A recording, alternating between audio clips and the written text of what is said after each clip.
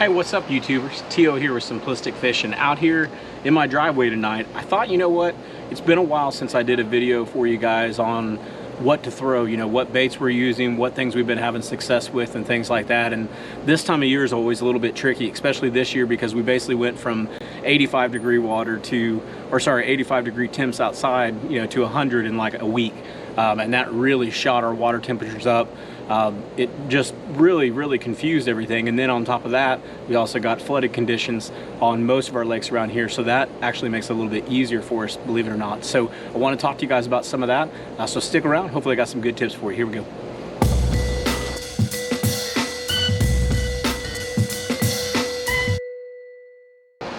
All right, so as I mentioned in the video, I want to talk to you guys really more about summertime fishing. You know, these last couple weeks we've gone through a major transition here in North Texas. We were in about 80 to 85 degree temps for a while there. It was actually really cool. Even on Memorial Day, it was very cool. It wasn't hot at all. I think it was actually in the 70s or something like that. So our water temps haven't skyrocketed like they normally do.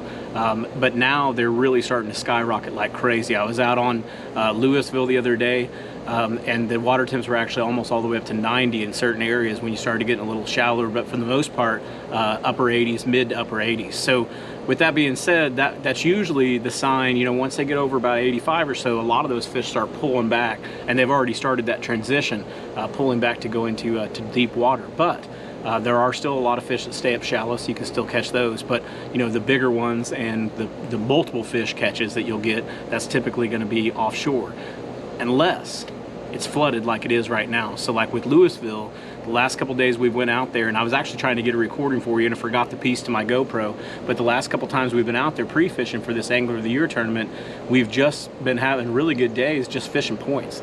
You know, just fishing points and flooded brush. We're literally in 8 to 9 foot of water, but it feels like we're right up on the bank, and we're flipping in the tops of that brush with different baits that we'll talk about here in a minute, and having a lot of success. So with that being said, let's go ahead and get started. I want to talk to you guys first thing. You know, if it's in the morning, you want to start off with topwaters. You know, the Whopper Plopper is a good one to use. You can also use a walking bait, like a Super Spook or something like that, or something like this that has a little good rattle to it. These are always good baits to use in the morning, really early morning, or when the sun's going down at night. Now you guys know me, if I'm going to throw topwater, and I'm going to throw a frog every time I get a chance. So we've talked about this one a lot. This is the River to Sea Bullywah 2 frog. This thing is a machine. Now right now I'm still throwing white because I've been getting bit on white, but it won't be long that I'm gonna have to switch off of this white stuff and really go to more of a bluegill pattern. So it could even happen this weekend, because we're getting really close to that transition. In fact, we should be there, but everything's a little delayed this year. But this will probably be the frog that I move over to once basically the shad spawn's completely over and there's no shad around shallow. Then I'll start looking more for like a perch type color. So this would be the frog that I would use there. And again, that's another bullywah frog, but you can use any frogs you want out there. You know, just get a popping frog or a walking frog and just get comfortable using it. Really, you know, your main colors are going to be your whites, your blacks, and then if you're really looking to get around that bluegill spawn, something a little chartreuse on it might help you as well. So that's really my topwater baits that I would use come summertime. I'm not going to talk to you guys about reel setups and line and all that, because I don't want to waste your time on that. If you really want to, you know about good setups for frogging and all of that, I would really suggest you just go out to Tactical Bassin and watch some of their videos on rod and reel setups, and you can get a real good setup. For example, I don't think this one's on there, but this is a rod that they suggested. It's an X-Pride 7.3 heavy, and I love this thing. I can work a frog all day long, and it never hurts my wrist or anything like that. So it's really critical you get a good rod. So go check out their videos, man. I really like those guys, and they can teach you a lot of good stuff. All right, so second thing, since we're talking shallow, you know, we can't do this on Louisville, but if you're fishing Hubbard or some of these other lakes that have a lot of riprap, we were actually fishing Hubbard last night, and the object last night was to go out for 3 or 4 hours and to see if we could get on a deep bite and do some filming. And unfortunately, I think we had 2 bites the whole night, and it just wasn't there. We were seeing a lot of shad and stuff off of the points, off deep, but the issue that we were having was that a lot of it was just white bass, you know, white bass chasing the shad, and I think there's some carp in there and stuff too, but just couldn't find the largemouth bass. So towards the end of the night, we pretty much threw the white flag up and said, heck with this, they're not out deep, let's go shallow. And as soon as we went shallow to the riprap, now we went shallow in the grass, tried that a little bit, didn't get any bites. As soon as we hit the riprap there on 66 and got more on more of an inclined bank where it's a little bit steeper, we started getting bites almost immediately. So one of the things we were using there to get those bites was this little square bill, and we were literally throwing it right up against the bank, you know, 2 foot of water right before that break. Sorry, I can't get that off, but I'll show you that. But just get a shad pattern little square bill and run that. And if you're not getting bit on that square bill on that riprap, switch down to more of a medium diver, and that'll help you as well. So anyways, give that a whirl and see what you can find. Next up, for shallow water, you know me, I'm a big spinnerbait guy, so I would definitely throw a spinnerbait out there. Again, I'm still on the white pattern. I'll probably stay on the white pattern for the most part. White spinnerbaits have always treated me well. This is like my go-to bait. A little bit of secret here if you're out there fishing, you know, lakes like Hubbard. Louisville's got a few of them. Just thinking of those two off the top of my head because those have been the 2 recent lakes I've been to. But breakwalls. Breakwalls and spinnerbaits are a great combination. And you don't see too many people fishing it very often, which surprises me because that's one of my go-to patterns. Like if I'm having a hard day, I can't find fish, I'm immediately going to go to a marina. I'm going to look for breakwalls, any kind of man-made structure that's out near the deeper water, and I'm going to start fishing that, and typically you'll catch some fish. Now I'm not going to say you're going to catch giants out there, but that's usually going to put you on some fish. So even though it's an old man's lure, as Landon would say, this is an unbelievable lure. You need to have one tied on 90% of the time. It worked up in Missouri, and it's still working great down here in Texas. All right, so next thing I wanted to show you guys, the last shallow water bait really that I want to cover with you guys, and I got a couple other ones I want to show you as well, is a swim jig. Swim jigs are deadly, guys. You have to get confident in them, though. I'll be honest, I wasn't confident in a swim jig until probably about this year when I really started seeing them catch a lot of fish. And there's different ways to work the swim jigs, but really it's the simplest bait that we have in our box. You literally put a trailer on there, you could put a swim bait on there. We got a little double tail on here right now. We went with all white because the shad spawn had been going on. Now tomorrow we get out there on Louisville. If that shad spawn's non-existent, which it pretty much was last time we saw a little bit of shad, we might switch over to more to like a bluegill type color and see if that helps us as well. So think about throwing these swim baits. This is just I think a 1/4 ounce swim bait, all white, and think about just throw that, and then you literally just throw it up there in the bush, let it fall down until it hits the bottom, pop it up a couple times. If you feel pressure, set the hook. If not, reel it in a little bit slowly, you know, pause it, work it, pop it with your rod, do all kinds of fun stuff with it. Just give it a little bit of action and you're good to go. And if you get tired and it's too dang hot out there, you'll still catch fish just tossing this out there and reeling it in. And the cool thing about this bait is you can throw it almost anywhere. You can throw it in pads, you can throw it in brush, you can throw it anywhere you want. So get comfortable with this bait. This bait catches big fish, and it's also a very easy bait to throw, and it's fairly cheap as well. So swim baits, don't be scared of them. They're not flashy, they're not fancy, kind of like that spinner bait, you know, they're not like all these crazy lures that we have out on the market today that are real good eye candy for humans. This is great eye candy for fish, and you need to go get you some of that. All right, so we talked about a lot of shallow water stuff. I had a couple other things over here that I wanted to show you, and this is kind of a, I guess, kind of going back to the shallow water real quick. On the flipping bite, I didn't have a flipping setup set up on here because I was actually out on Hubbard last night, and again we were fishing deep, so I messed up my flipping setup and changed it up with something else. So when we're flipping, typically we'll use a you know, a flipping hook, a 3/0 or a 4/0 flipping hook, and a lot of times we'll use these Rage Menaces. I mean, these are awesome little baits. This one's been working really well for me. Also the black and blue works good, and the purple, I think it's got like purple and some different like blue flakes in it or something like that. That's a really good color as well, but these just have really good action. The other thing that you can throw when you're flipping those trees as well that works good is this right here, and it's just your standard Zoom baby brush hog. You know, the colors that we do good in, obviously watermelon's good. This is watermelon candy. This has been one of my favorites. Excellent lure right here, super cheap, cost you like $2.50 I think at Walmart for a bag of these, and you can catch a ton of fish. So take these and rig them up on a shaky head like this one's got a shaky head worm on it. That'd be a good option as well to put on there. But if you want to take this brush hog, instead of Texas rigging it like everybody else does, we take them, we put them on these shaky heads. These are 1/4 ounce shaky heads. Just rig them up there. Get this up here where you can see it. Just rig it up there, pull that through, hide the hook, and now you've got a great bait to throw around rocks and docks and all of that. And this, and if you bend this back a little bit, you can flatten it out a little bit. This right there, although it doesn't look attractive, that is a fish catching machine. You don't have to do anything to it. You pull the pinchers out, just make sure they're all good there, no dye, no nothing, and you'll catch a ton of fish on this. Now you'll catch big ones on this, and you'll also catch small ones. But if you're not throwing this summer, you're crazy, because I'll have this tied on from this point until all the way through fall, almost all the way through winter. Actually, the only time I'm not throwing it is in the springtime. So take a look at this. It's a shaky head. You can go all kinds of different weights and put a baby brush hog on that, and you will see magic happen. So that's a good shallow water, but also mid-depth. You know, if you're in 10 to 15 foot, this is a killer. You get out there in 20 to 25 feet, this gets a little bit tougher just because it's lighter weight. So that might be where you go on and you start throwing things like this, which would be a Carolina rig. So again, this is one of those rigs that I didn't have any confidence in until I came down here to Texas. And in fact, I don't even know if I knew what a Carolina rig was. We just didn't throw them up in Missouri because we had a ton of rocks. And if you were throwing this and all that rock up there, you would just get hung up constantly. There's no way that would have been a good setup to use, not unless you were on something that didn't have all that rock, but that would have been pretty tough because there's rock everywhere. But down here, there's a lot of mud, and the rock that we have is pretty scattered. It's not very thick, you know, things like that. You don't get hung up on it as easy.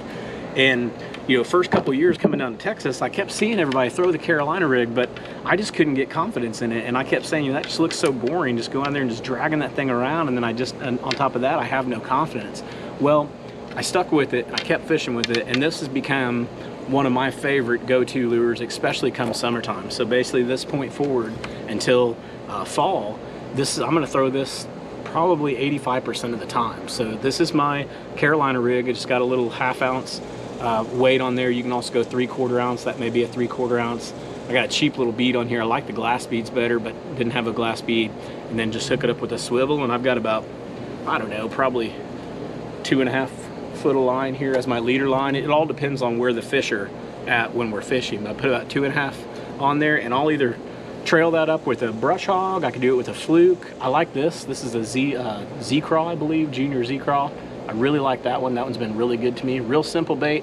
Again, real cheap setup. I'm not out here spending 40, 50 bucks on lures or anything like that. I get a little 3/0 hook, EWG hook. I get some weights, some beads, and some leader line, and I'm good to go. So if you want to know how to set that up, definitely, you know, just do some YouTube searches on it. There's tons of stuff out there on how to set up a Carolina rig. Billy Lawson, actually, he doesn't uses a bobber stopper, which makes a difference as well. According to him, you know, instead of using beads, sometimes he won't use beads either. So all kinds of different ways to throw this. But me, I just do the standard thing. I mean, basic 101 Carolina rig, nothing special that I'm doing here. And I can catch a ton of fish, and I can catch big fish on this thing too. So that's a good deep water lure. Another good deep water lure for the summertime to throw when you're throwing that Carolina rig is always going to be the good old trusty 10-inch worm. I know a lot of you guys are probably out there thinking, man, this guy like old man fishes, but these are tried and true baits, man. These are baits that have caught fish year after year after year. Why change that to go to something brand new that's flashy to my eyes that might catch me a fish? But I know that I can go out here with confidence and throw these 10-inch worms, throw these little brush hogs, throw that little Z-Craw, throw shaky head worms and things like that, and I can constantly get bit, and I don't have to spend a ton of money on lures. So for those of you that are gonna hate me for throwing these old man lures, man, think about it from a budget perspective, how easy this is to do and how effective we've been catching fish. You guys know we've won some tournaments out there. We always place high, so we're doing something right. All right, so moving on, talking a little bit more about some deep lures before we wrap this thing up. One lure that I'm trying to really learn, and I've never really committed to this lure, so I'm not going to say I'm an expert by any means. In fact, I have probably about 5% confidence in this lure, but I want to get to where I have 90-95% confidence. I want to get to where it feels like I'm throwing a frog, or I've got a Carolina rig in my hand, or a shaky head, where I just know that it's just a matter of time before I get a bite. And so what that is going to be a swim bait. Now, yesterday I was trying to fish deep with this swim bait, and I just kind of set it up on a heavier head. It's a little bit twisted here, but I set it up on a heavier head and was just really kind of slow rolling out around the bottom, seeing if I could catch something, and didn't have any luck. But I'm going to continue to try this. I'm going to continue to experiment with different swim baits and different swim bait heads and things like that. And you know, we'd love to hear your tips on anything. If you've got a swim bait trick that really worked for you, that kind of got you introduced to swim bait fishing, I would love to know, because I am definitely a rookie at this. swim bait stuff, especially these bigger swim baits. The small stuff, we've done that for a while now with the, you know, little one-aught flashy spinners and stuff like that. I'm talking about big swim baits out deep off points and humps. I'd really like to learn how to do that. I'm going to focus on that for the next couple months and see what I can do, and if I can put it all together, I'll share it with you guys. But don't want to share it with you now because, again, I'm not an expert and I don't even want to try to be an expert there. So anyways, swim baits, I believe they're key. You ask Milk and Fishing, and he truly believes in them, and he's a damn good fisherman. So if he believes in them, I got to believe in him too. So I got to figure out how to make them work. All right, so just got a couple more things to show you and we'll wrap up the video for today. Deep fishing. This is a money crankbait. This is basically just a 6XD Strike King. You guys have heard me talk about it a lot. This one's actually beat up, and the funny story on this one, I actually casted this one into the trees because it was getting dark and I didn't notice the limb was there.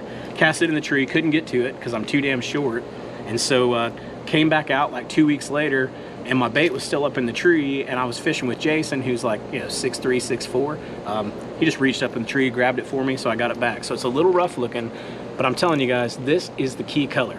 All right, it took me probably 3 or 4 years to figure out that this was the key color, and it was funny because when I really figured it out, I started watching all the pros, Jacob Wheeler, you know, all those guys, watching them on Bassmasters and watching MLF, all of that stuff. And every time they were out fishing, you know, late spring, summer, or even fall, this was like their go-to color every time. And I'm like, how did I miss that? I got all these stinking colors in the boat. I've got shad colors, I've got, you know, different colors like this, I got crazy red colors, I've got just about everything you can think of. And really, I wish I wouldn't have. I wish I would have just stuck with this color pattern.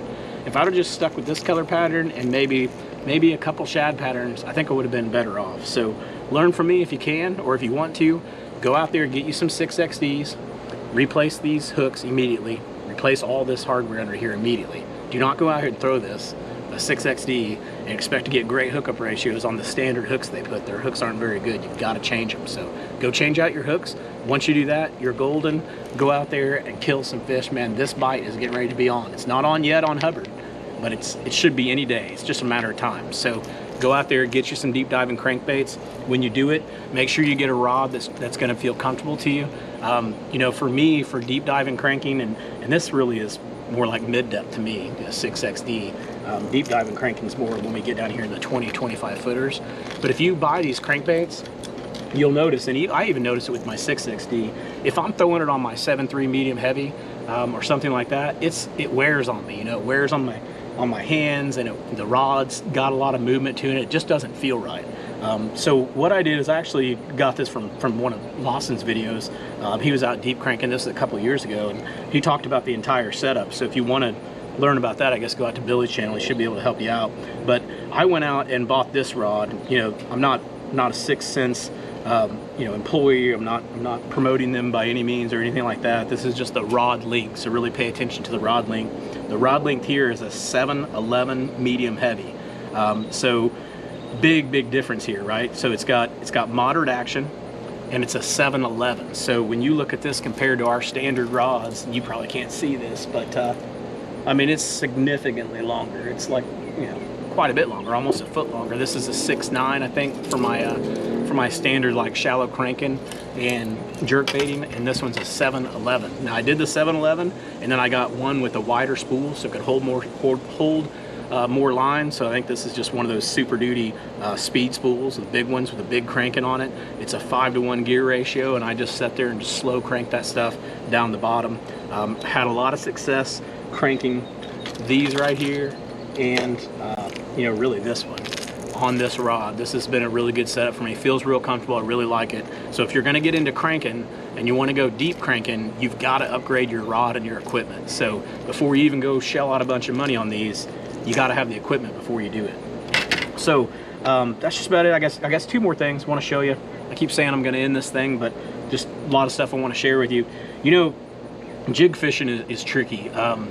It's hard to build confidence in jigs when you're first starting off, and even Landon, if you ask him, he is not a jig fisherman. He does not like jig fishing. He has no confidence in it. He just doesn't throw them. Me, on the other hand, I've forced myself to like jigs. Obviously, you know, swim jigs. Landon's kind of got me onto that, so I guess he does do a little bit of a jig fishing, but I like flipping jigs. I like football head jigs, all that good stuff. So You know, but some people don't. So for those of you that do like the jigs, football head jig is the way to go, especially come summertime when we're fishing these humps, we're fishing high spots, we're fishing out deep on the points and stuff like that. This football head jig can wreck them. And when you catch them on these, I mean, these things, typically, you got a good fish. If you get a bite on this, it's gonna be a good fish. I would say 85% of the time. Now you are gonna catch your Timmies every once in a while, but typically you get a big fish on this. In fact, my PB, which is almost a 10 pounder, right at it, 992, came off of almost this exact jig. It wasn't black and blue though, it was a watermelon, I think.